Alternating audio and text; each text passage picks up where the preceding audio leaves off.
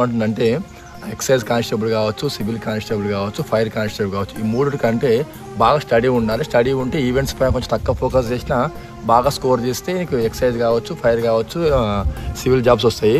So నేను ఈవెంట్స్నే base చేసుకుందా, నేను running బాగా చేయగలుగుతా, నాకు కొంచెం ఫిజికల్ ఫిట్నెస్ బాగుంది అంటే బాగా ఈవెంట్ పైన ఫోకస్ చేసినాం అనుకో 85 తెచ్చుకున్నాం అనుకో, స్కోర్ 85 తెచ్చుకున్నా కానీ ఏఆర్ చేయొచ్చు. తర్వాత టీఎస్ఎస్పీ వస్తుంది. నీ గ్రౌండ్ పట్ల పూర్తి విశ్వాసం ఉంటే ఏఆర్ టీఎస్ఎస్పీ ఖచ్చితంగా వస్తుంది. లేదు నేను మార్క్స్ నమ్ముకున్నా, నేను స్టడీ చేయగలుగుతా అంటే బాగా చదివినాం అనుకో సివిల్, ఎక్సైజ్, ఫైర్ కొట్టే అవకాశం ఉందని బ్రదర్ చెప్తున్నాడు. అలాగే నోటిఫికేషన్ పడ్డప్పుడు చదవాలా అంటే లేదు, ఖచ్చితంగా నోటిఫికేషన్ పడుతుంది అనే మైండ్తోనే ఈరోజు స్టార్ట్ చేసినాం అనుకో చదవడము. ఖచ్చితంగా నోటిఫికేషన్ పడే నాటికి మొత్తం అంతా కంప్లీట్ అయి ఉంటుంది కాబట్టి వాడు ఎప్పుడు నోటిఫికేషన్ వచ్చినా టక్కన రాయగలుగుతావు.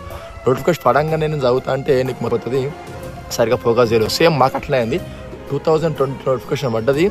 దాదాపు 10 లక్షల మంది అప్లై చేసారు కానిస్టేబుల్స్, ఎస్ఐ ఇంక్లూడింగ్ కలుపుకొని. చేస్తే 14,000 జాబ్సే ఉన్నాయి. కానిస్టేబుల్, ఎస్ఐ వచ్చి 549 ఉన్నాయి అనుకుంటా.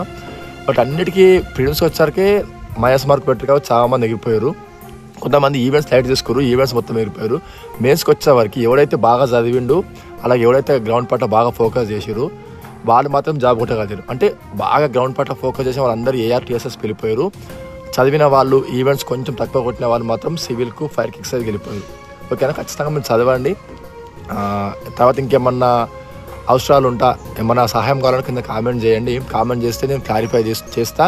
నాకు తెలియకపోతే ఇట్లా అన్న వాళ్ళని తెలుసుకొని వాళ్ళ ద్వారా సలహాలు ఇస్తాను. ఓకేనా, ఖచ్చితంగా నెక్స్ట్ నోటిఫికేషన్ ఖచ్చితంగా ఎస్ఐ కొడుతున్నా ఆశిస్తున్నాను. Very much. మీకు కూడా మంచిగా ప్రిపేర్ కాండి. మీకు కూడా ఆల్ ద బెస్ట్ అందరికి. థ్యాంక్ యూ అన్న.